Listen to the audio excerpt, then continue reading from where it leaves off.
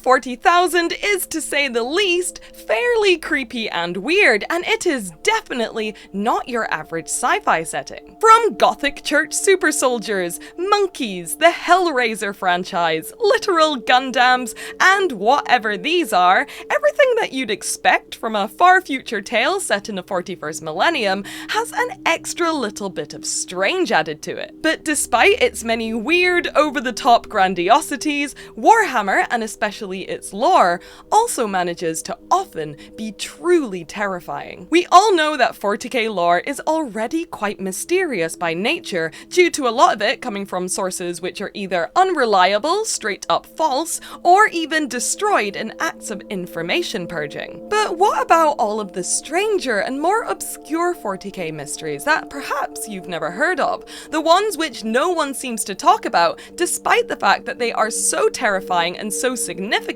that they could change the course of the 41st millennium forever. Well, I think it's about time that we did talk about them. So from clones with terrible secrets, unexplainable disappearances, and even ancient gods who have been hidden in plain sight this entire time, I am going to take you on a journey into the grimdark depths of the Warhammer 40k mystery iceberg, so that you and I can understand more about the setting we love to fear.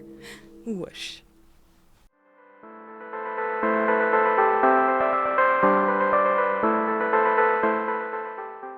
Before we get started on all of the good stuff, I want to do a quick content warning here, because I know a lot of kids and young people like to watch my channel. This video is essentially going to be a collection of short lore stories in an iceberg format, which means we will start at the top of the iceberg with some lighter entries which are perhaps a bit more mainstream, and as we go down the iceberg, those entries are going to become increasingly more and more esoteric, and also, importantly, more and more disturbing. This means that some of the themes mentioned in this video, especially as we get towards the end of the video, probably are not going to be suitable for children. Or if you decide to watch this video before bed, it may give you nightmares, but either way, fair warning here. Also, if as you're watching this video, you think that I've missed a particularly good or creepy 40k mystery, then please pop it down in the comments section so that me and your fellow 40k fans can read it, because I love creepy 40k lore, and I don't know,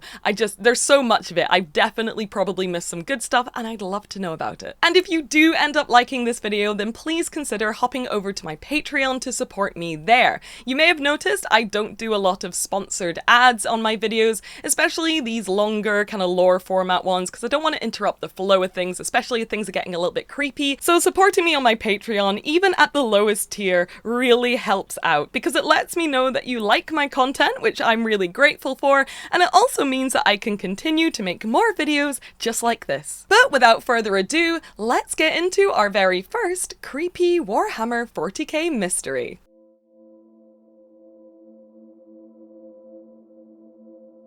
Our first entry into our very first tier is here because I believe it's everyone's introduction to Warhammer 40k mysteries, and that is the case of the two Lost Primarchs. It's said that the Emperor of Mankind had 20 sons, and yet only 18 of them are known to us, and if you look closely at many of the in-world documents which depict the Primarchs or their legions, you'll notice that two of them, Legion number 2 and 11, are completely gone from the records, with Imperial stamps marked things like classified or redacted, concealing and distorting their images. And very few references are made to these missing Primarchs in the lore, except for a few hints here and there. The Primarch Guilliman's grand dining table is said to have 20 seats, adorned with decorative banners, each representing one of his brothers. However, two of the banners have been bleached white. And deep under the Imperial Palace, there lies a ring of enormous statues depicting each Primarch, with two of the statues having been cleaved in half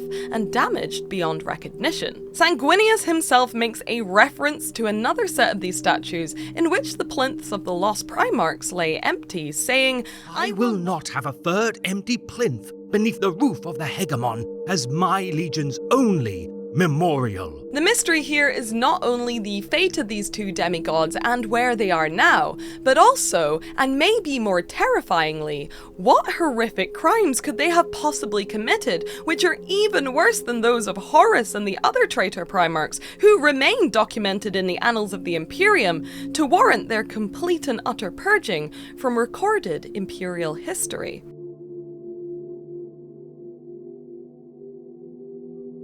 One of my favourite lighter 40k mysteries, which I hear people talk about a lot as kind of a joke, is the concept of where does the Imperium of Mankind get all of its stuff from, with people joking about entire bee planets which provide the wax for things like purity seals. And though industrial manufactorum planets are mentioned in the lore enough to kind of sate our itches for niche 40k knowledge, which revolves around some of the more human aspects of the Imperium, one of the best examples of this question being answered in detail is from the story The Hollow Mountain, which describes the somehow horrific way which the Imperium sources its writing paper. The bulk of paper used throughout the Imperium was not, of course, taken from pigs. Most of it was grown from stock genetic material in biotanks, then cured in kilometer-long reams before being sliced, rolled, and pressed for delivery. He could hear what sounded like animal screams, which indicated, however improbable, that some living creatures had been brought here for slaughter and processing.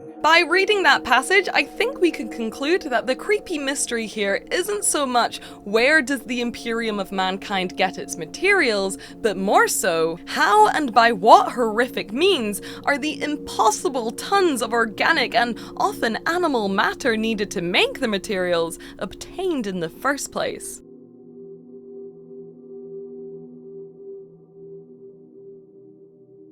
Tyranids are an interesting faction in 40k, and as I'll say later on in this video as well, they're usually disregarded from being steeped in mystery due to their intentions of essentially just wanting to eat everything being pretty well known. But in one case, the Tyranids, or at least one Tyranid, managed to elude even the most seasoned Xenos experts that the Imperium of Mankind had to offer. This tale takes place when an Imperial kill team was tasked with the mission of investigating some suspicious disappearances which occurred on a remote feral planet known as Jove's Descent. The task force laid down various detectors and traps to try and find and ensnare the source of the disappearances, and eventually one of their traps registered something entering and it slammed shut, trapping the creature inside. Except there was no creature inside, or at least none that the kill team could perceive. Being unable to find any fault with the device itself, the invisible, undetectable creature was transferred for further research, but just like the kill team, the Xenos experts found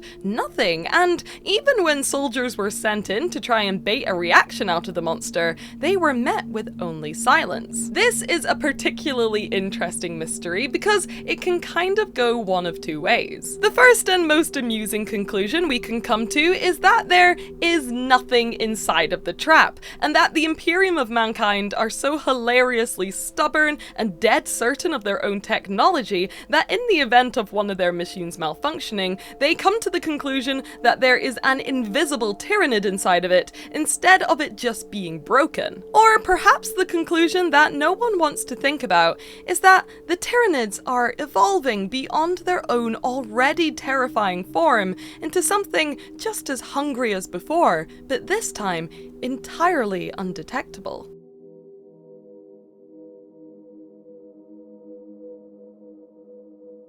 When talking about Space Marines and mysteries, it's almost impossible not to talk about the iconic Alpha Legion. Their identical 2+1 Primarchs Alpharius and Omegon are the masters of subterfuge, and are not only constantly switching places, fooling even their own brothers and possibly at times even the Emperor himself, but are also pretty much identical to their entire Space Marine Legion, birthing the well-known catchphrase of their chapter, "I am Alpharius." During the Horus heresy at the Battle of Pluto, it's documented that Rogaldorn tragically took arms against his brother Alpharius, slaying him once and for all, and leaving Omegon to take Alpharius's name to continue leading the Alpha Legion. And this mystery isn't so much if one of them died, as we know for sure that one of them did. However, due to the nature of the Alpha Legion and the crafty and secretive nature of their Primarchs, we may never truly be 100% certain about which one of them perished and which still lives to command their army.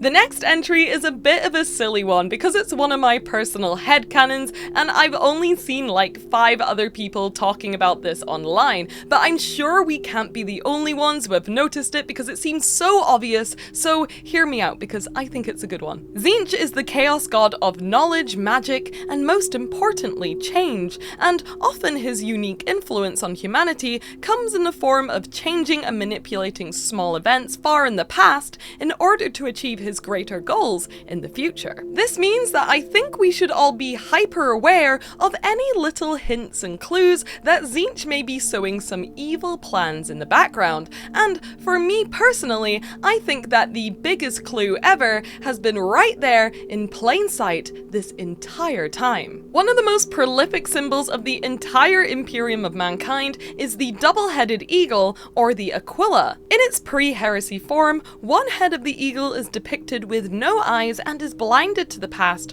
while the head with eyes looks forward to the future. And one of the most prolific symbols of the chaos god Tzeentch is also a double-headed bird, with one head being blind to the present and the other having the power of foresight, or to be less subtle here, the ability to look forward into the future. What I'm trying to imply here is that the symbol of the Imperium, the Aquila, is actually the symbol representing Kairos Fateweaver, the bird-like dual-headed champion of Tzeentch, and that maybe all of the prayers and power aimed towards this holy symbol has perhaps been fueling the demonic fires of the ruinous powers this entire time.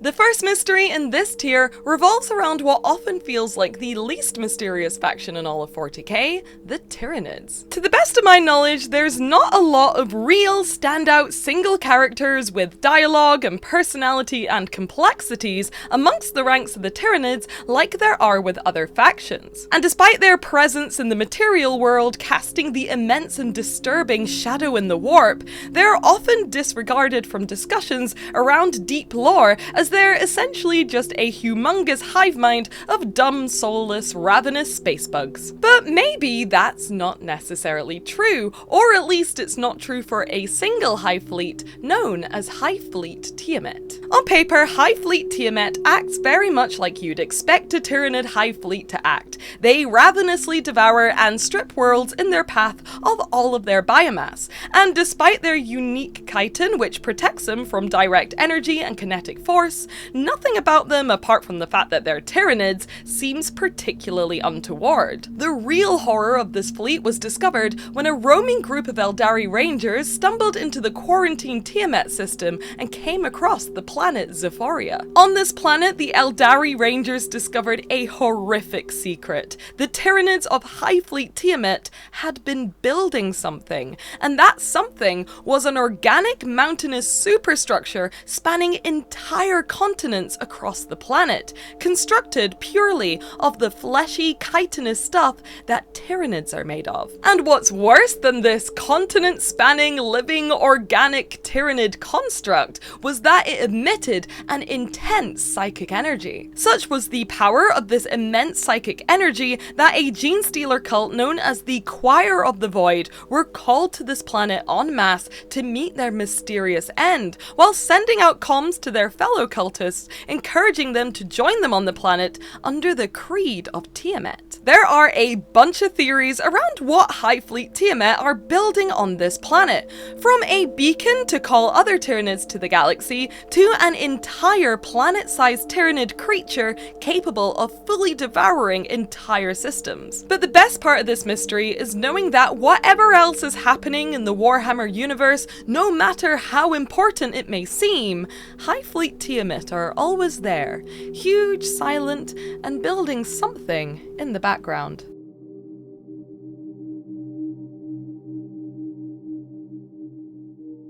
Very few iconic moments in Warhammer 40k history are memorialized quite as extravagantly as in Adrian Smith's classic depiction of the battle between Horus and the Emperor. Here we see the traitor Horus facing off against his father, with the tragically slain Sanguinius at his feet. But some have theorized that there may be more to this picture than what initially meets the eye. Firstly, Sanguinius's fatal wound appears to not be an entrance wound from a stab in the front, as you'd expect if you were engaging in one-to-one combat facing your enemy, but instead it appears to be an exit wound, with the impact bending out from the front of his armor. This minor detail isn't too untoward given it's said that Sanguinius was stabbed with one of Horus's power claws, but it's also said that he was beaten severely with Horus's Warhammer Worldbreaker before the stab wound occurred, and that is not what is shown in this picture. What I find even stranger is that in this image it seems that Sanguinius' sword has been cleaved in half in what appears to be a final act of self-defense, and one half of the weapon appears to be smoking from the impact that split it. And what weapon can we identify in this image that has the potential to do something like that?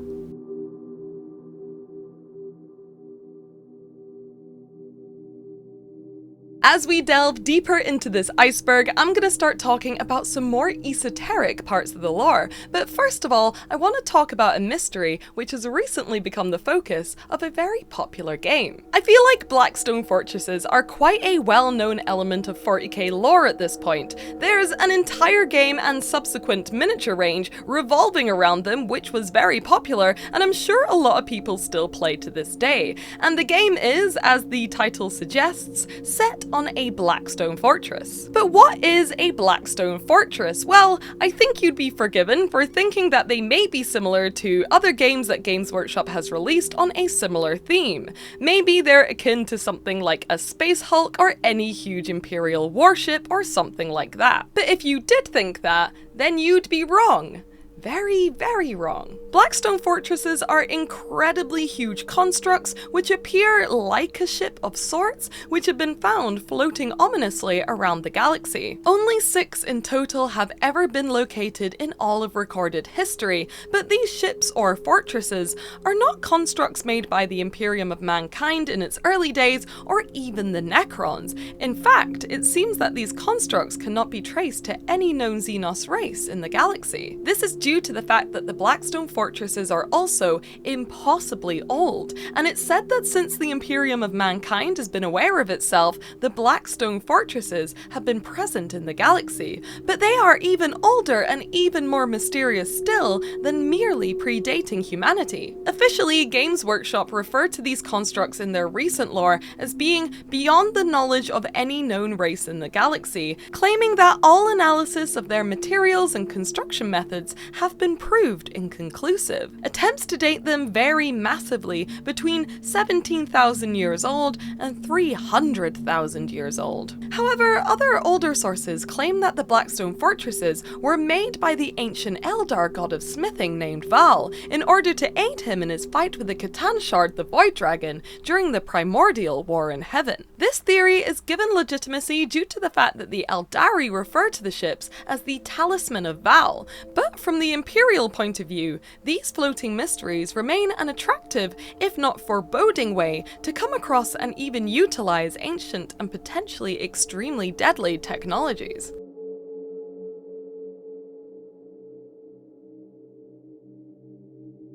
The timeline of Earth and humanity's eventual decline into the dark future of the 41st millennium often feels pretty well mapped out in our knowledge of the Warhammer setting. The early days of humanity's history is implied to be set in the same universe that we are in right now, and such it mirrors our own history here on Earth, with the same wars and important historical figures being present, 90% of whom I'm fairly sure are implied to just be the Emperor in various guises, but either way. This means that we have a pretty consistent timeline regarding Earth or Terra's history up until when it starts to become the future, with things like humanity's first venture into the galaxy and interactions with Xenos happening much later. Unless that isn't true. In Horus Rising, the very first book in the incredibly well fleshed out Horus Heresy series, the Luna Wolves stumble upon a long-dead alien world, far away from Terra in the depths of the galaxy,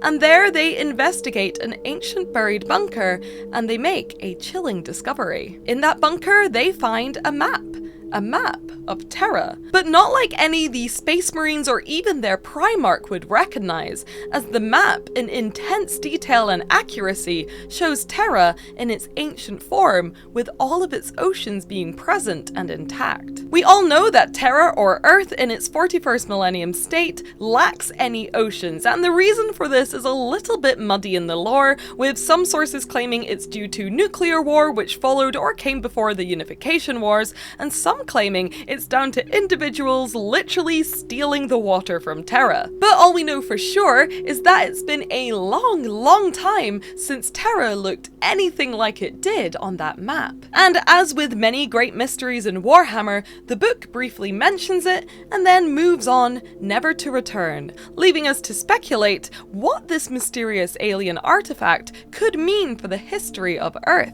Could it be that a long-dead race from beyond the stars visited and mapped out Terra in its ancient days in a kind of ancient alien way? Was Terra in some way significant to this alien species? And if that's true, then what other strange visitors have arrived and departed Earth during its prehistory? And did they potentially influence the timeline and happening of our planet without us even knowing?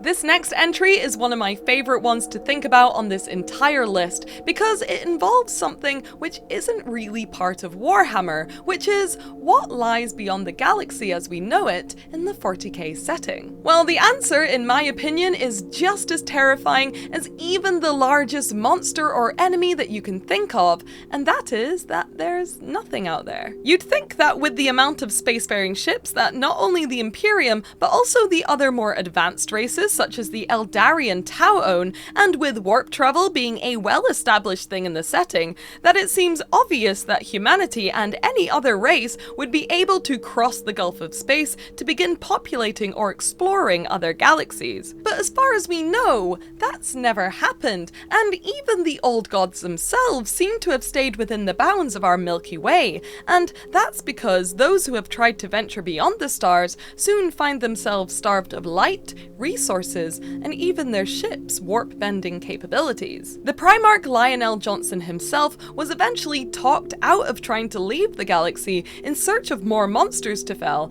and he referred to the great unknown beyond our star system as the dark in between the galaxies. This is not to say that none have tried, but all who seem to try usually come back home soon after departing, or are never seen again. I love this mystery so much because other than a few tidbits here and there, it is a massive gaping hole in 40k lore, which gives us great scope to insert our own terrible imaginings into the gaps. Could it be that there are billions of galaxies with their own gods and intelligent Xenos, or even human-like races littering the universe just out of reach? Or could it be that the orcs, Tyranids, or perhaps some other plague-like infestation has already eaten its way through the void of space, leaving only our galaxy as the last tenuously flickering light in the entire universe?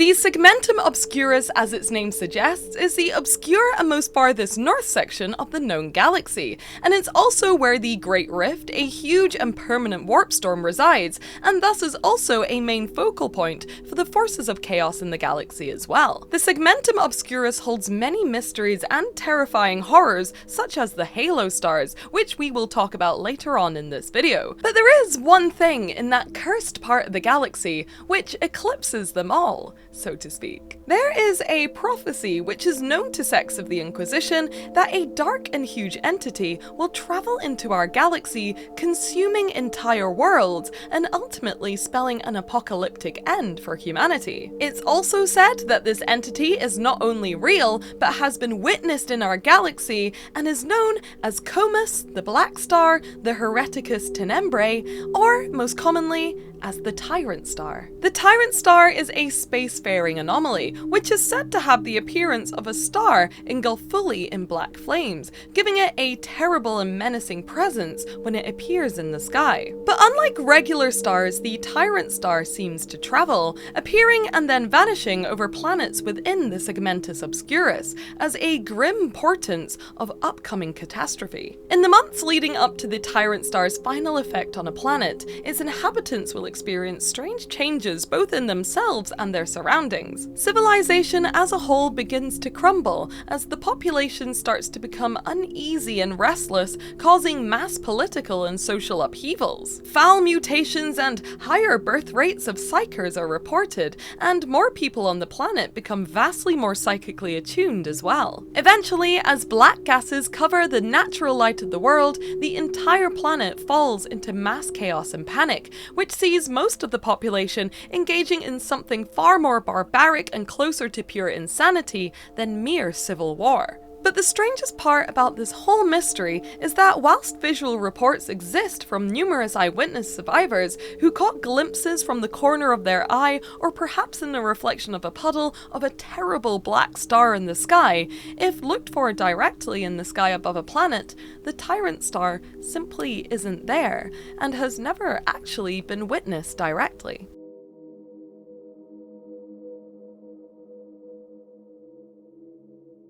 Destruction and death on a catastrophic level is nothing new to the Warhammer 40k setting, with entire planets and their inhabitants being wiped out from existence by Orc Waz, Tyranid Hivefleets, and even Imperial-led exterminatus orders. But such events are so large in scale that they're usually quite well documented, and even if they're not, they're easily explained by their very telling remains, which brings us onto the terrifying mystery of Fornax Aleph. An Imperial task force was sent during the Sabbat World Crusades of the Segmentus Pacificus to a hive world thought to potentially be under the influence of the forces of chaos, named Fornax Aleph. And after many days of delay and struggle due to interference from warp storms, the force eventually touched down on the hive planet, expecting a large-scale civilian conflict, only to find the entire planet completely empty. The entire planet, which should have been teeming with life,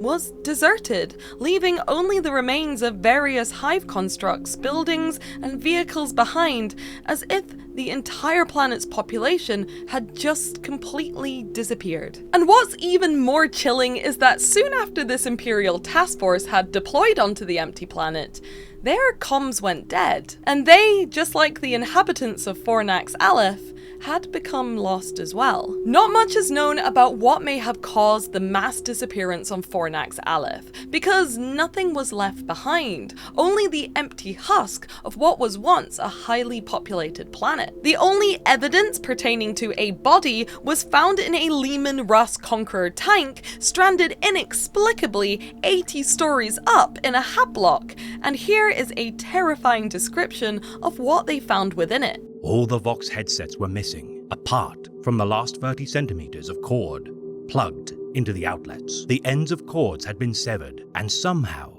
fused. No sign of the crew remained, apart from a single gauntlet, in which a calcified human hand was found, still gripping the gearbox lever. But the most chilling fact of all about this entire mystery is that although the planet was eventually repopulated successfully, with no more cases of disappearances occurring since, the people of Fornax Aleph confess to occasionally hearing horrific anguish screams emanating from unexplainable sources in the dead of night.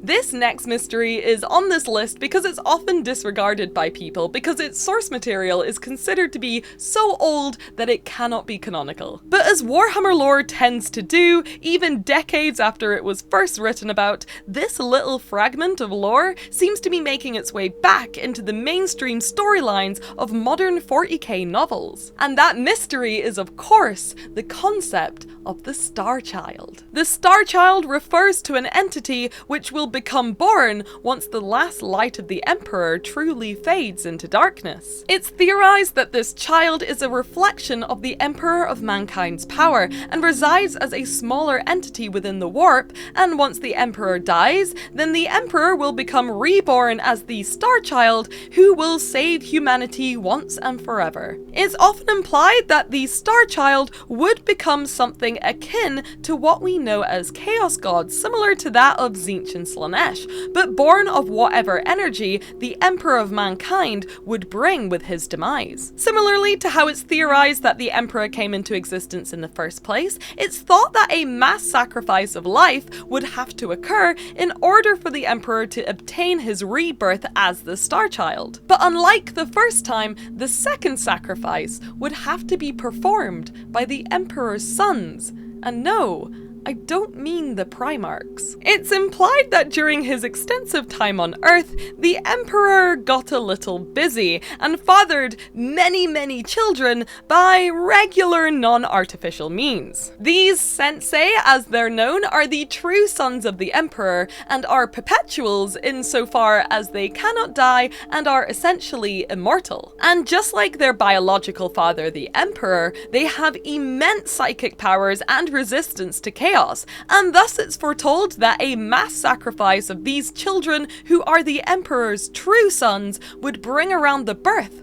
of the Star Child. Although most of this lore comes from 3rd and even 1st edition Warhammer in books as dated as Realm of Chaos, The Lost and the Damned, causing many to disregard the tale's legitimacy in the Warhammer canon, it's recently been rekindled due to the more recent mass event, which is the Psychic Awakening, which occurred in the wake of the warp-infested Great Rift, splitting the galaxy apart during the Indomitus era. During this time, large portions of humanity suddenly became much more psychically aware, and many psychers reported having the same mysterious vision, which is that of a radiant child bathed in bright light arising from a golden throne.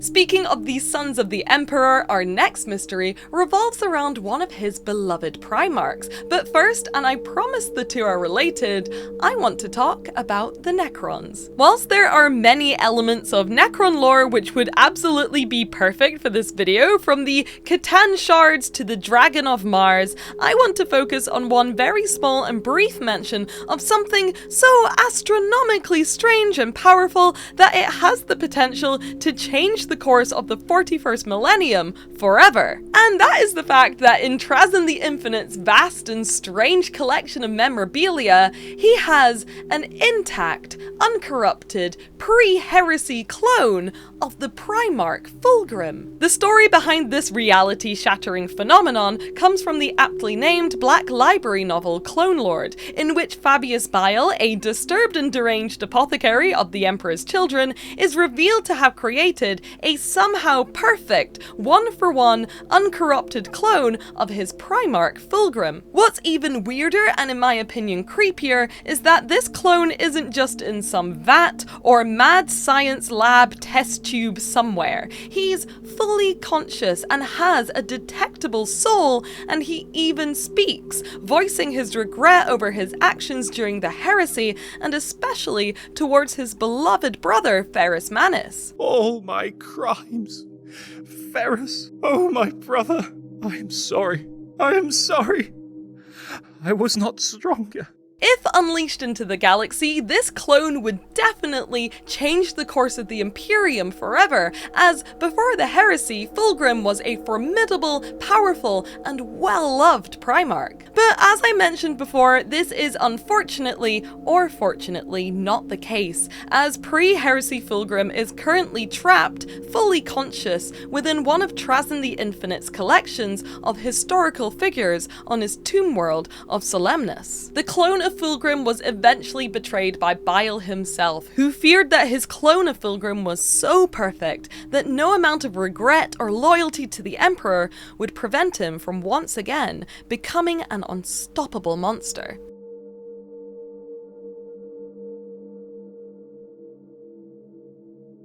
I don't think that I could have possibly made this list without in some way mentioning one of my favourite parts of the 40k setting, which is the Halo Stars. For those who don't know, the Halo Stars refer to a collection of extremely ancient stars on the very outskirts of our galaxy, and these stars mark the border between the 40k universe's inhabitable galaxy and the nothingness void of space which lies beyond. The Halo Stars are renowned for being dangerous and foreboding, but also much older and more ancient than many can even comprehend. And due to their distance from most of civilization, not much is known about them, meaning they're also steeped in mystery. But for now, I don't want to talk about the Halo Stars themselves. I instead want to talk about something terrible that humanity stumbled upon whilst exploring that cursed system of stars, and that is the Halo Devices. Halo Devices, or Halo artifacts, are strange pieces of archaeotech, which for around 10 millennium have been discovered by various rogue traders,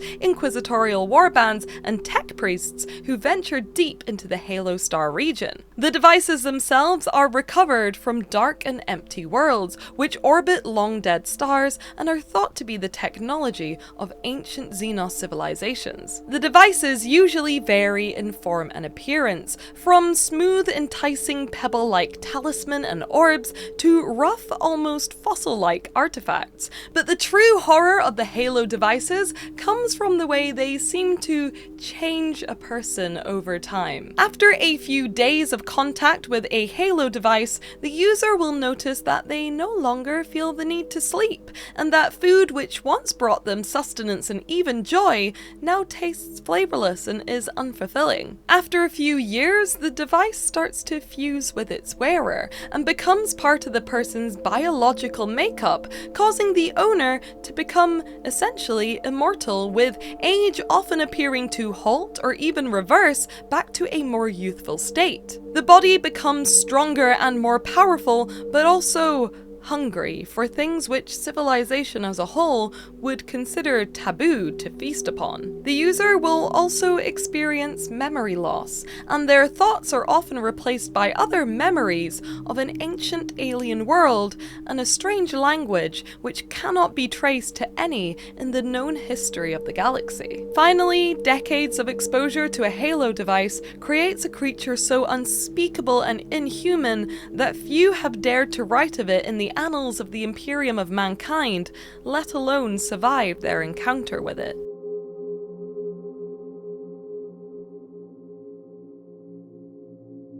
Welcome to the lowest tier of the Iceberg, where things are about to get very, very creepy, and fittingly, our first entry into this tier will take us to the deepest depths of an ancient ocean. Just like in real life, one of my favourite parts of Warhammer history is its truly ancient lore, as in things that predate the Emperor of Mankind and even Terra itself. Things like the Necron tier's ancient star gods, the Catan, or the Ingir if you're the Eldari, the Void Dragon, and even the gods of chaos themselves all kind of fit the bill of having those good old Lovecraftian themes of non-Euclidean star gods beyond the perception of time, which I really love in science fiction and horror. And if you're a big 40k lore nerd, then you may think that you know all of these star chaos alien gods that I'm talking about, including maybe some of the smaller ones, but I think that perhaps there is one that you haven't heard of? What if I told you there was a whole race of gods who have been hiding in plain sight this entire time on one of the most famous planets in the whole of 40k,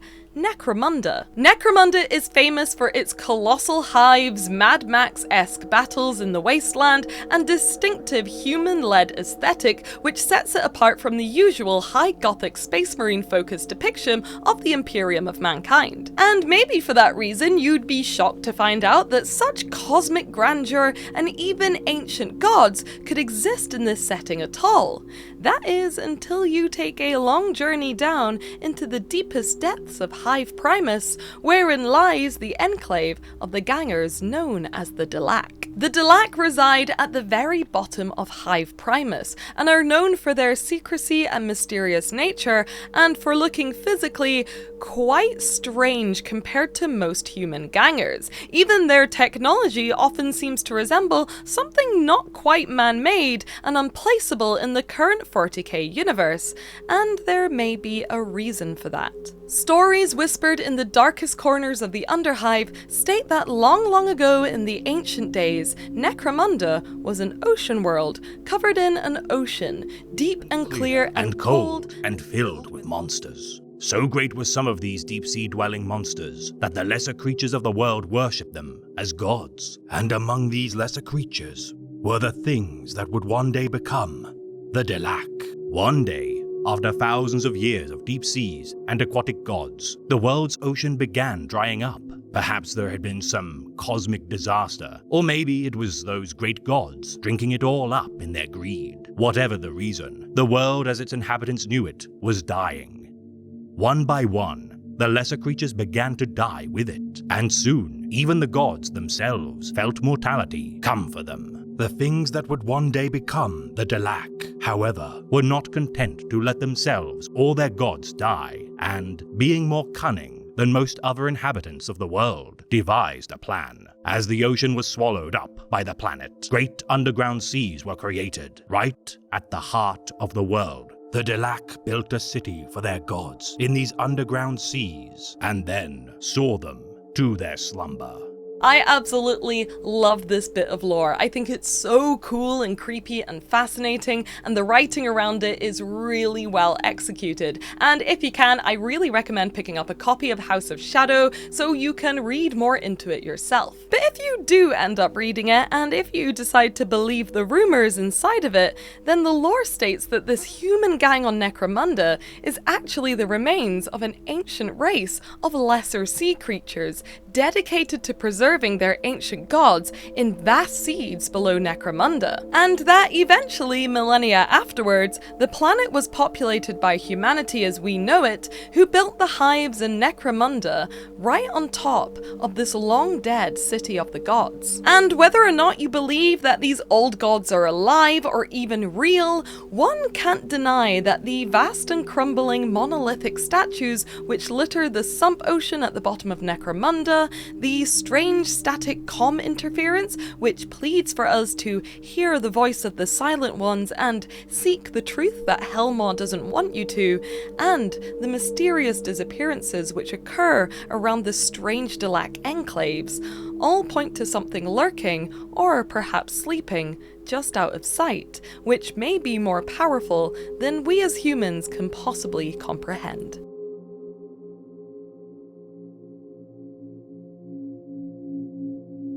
For this next mystery, we return to the Halo Stars, where we find what is not only the most terrifying mystery in the Halo Star system, but also maybe the entire 40k setting. During the tumultuous period following the Horus Heresy in the 32nd millennia, there is a tale of an ancient and almost forgotten war which took place in the furthest reaches of the Segmentus Obscurus. This war was considered to be so terrible in nature and so damaging to the recently torn Imperial forces that it has been all but expunged from Imperial records, with those who hoard knowledge of its existence being considered the highest of heretics. But unlike the wars which had recently come before this one, this war was not fought against the Imperium's fellow man. In the furthest reaches of the Halo stars, the Imperium discovered an anomaly, an impossibly large and mysterious entity said to have been composed of dust and magnetism, which the Imperium named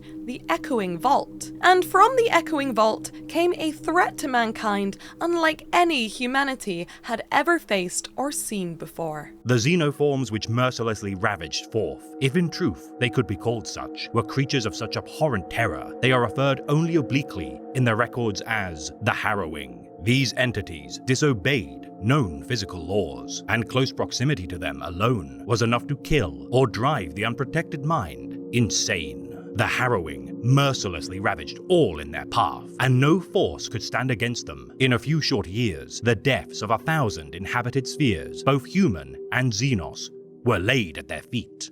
And even though the inquisitorial and official Imperial historians would be quick to deny any such thing, the event absolutely decimated the Imperial forces and much of the human and Xenos populations within that sector, all in one fell and horrifying swoop. But what exactly was the Harrowing? Well, some think it may potentially have something to do with the prophecy of the Tyrant Star and its apocalyptic implications for humanity. Others believe it to be a short-lived burst of chaos energy, similar to that of a warp storm. But whatever it is, the few who know the story wonder if somewhere in the vastness of their silent other realm, removed from both Euclidean real space and the Imperium seas of the warp, the Harrowing yet wait patiently for their hour to return.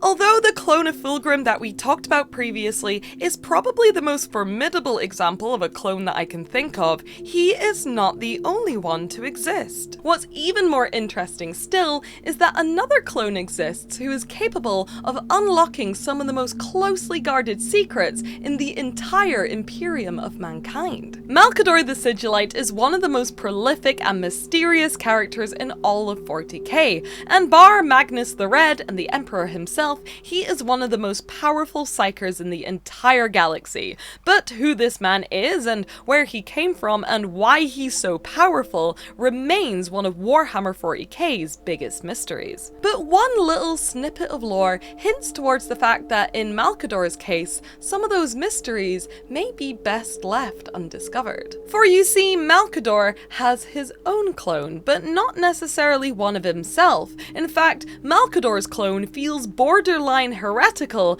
as it's an abominable cross between an Eldari and a human who was crafted by Malcador for the sole purpose of listening to his truly horrific confessions. And for us to really understand just how tortured this clone's existence is, we have to read this excerpt from The Buried Dagger. I made you so I would have a voice that was not an echo of my own, and you've been that for a long time. A good friend. Haven't we been good friends? Winter screamed. I don't want to hear your voice anymore. Why did you keep telling me these things? All the secrets and horrible truths about this war and all the ones to come afterwards. Why confess them to me?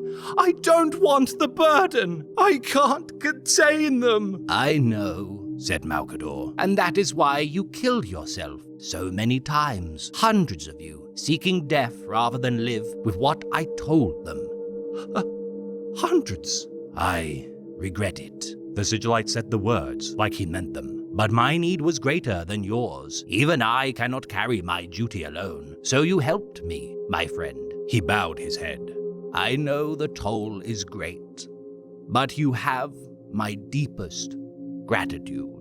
The confessions that Malcador told to these clones are so terrible in nature that literally hundreds of them chose to end their lives as a result of hearing them, only to be brought back in the form of another clone in order to hear Malcador's confessions again and again. And whilst that is definitely one of the most disturbing pieces of Warhammer 40k lore that I have ever read, what unnerves me more is thinking, what terrible crimes did Malcador commit, which are so unspeakable that upon hearing its details, it renders a life no longer livable hundreds and hundreds of times over.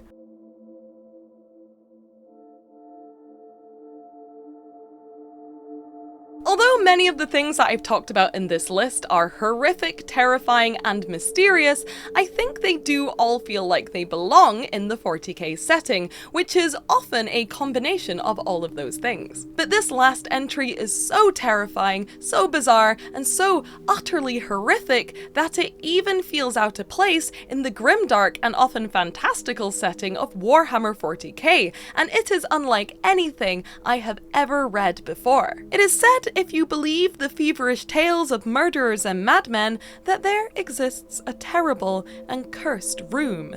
Perhaps it's a room you've walked by before, on the street, in your neighborhood, or even within your own home, without even thinking twice about it. And in fact, legend says that this room could be behind any door in existence. However, if you decide to open the door to this room, what you'll find inside will surely destroy your mind. Behind the door is what's known as the Murder Room, a room stained red with the blood of countless eons of victims, where the air is thick with the smell of blood and the echoes of 1,000 screams reverberate within the walls and your own skull. This room is the physical manifestation of any room in which blood has been shed, any place or home that was once considered safe or even of comfort, which has been shattered in acts of fear and violence, are given life in this terrible place. And on these acts of betrayal and bloodshed, the room feeds. One can stumble upon the Murder Room at any time, and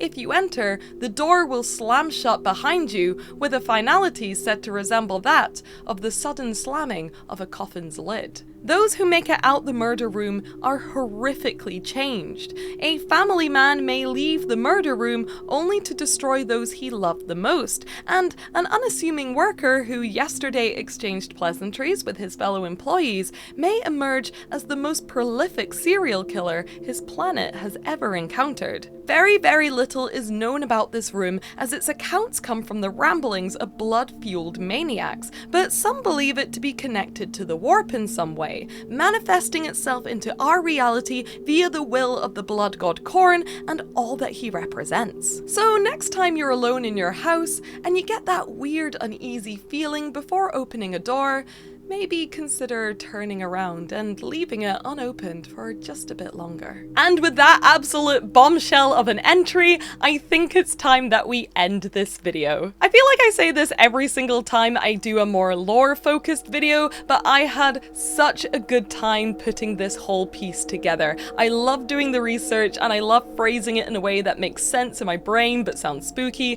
so let me know in the comment section if you like this video or if you'd like to see me do something different but slightly similar with a lore format, because I am definitely interested in doing more videos like this in the future. But I'm afraid that is all we have time for today. Thank you so much for watching this video. I really hope you enjoyed it, and as always, thank you for being rogues. I'll see you in the next one.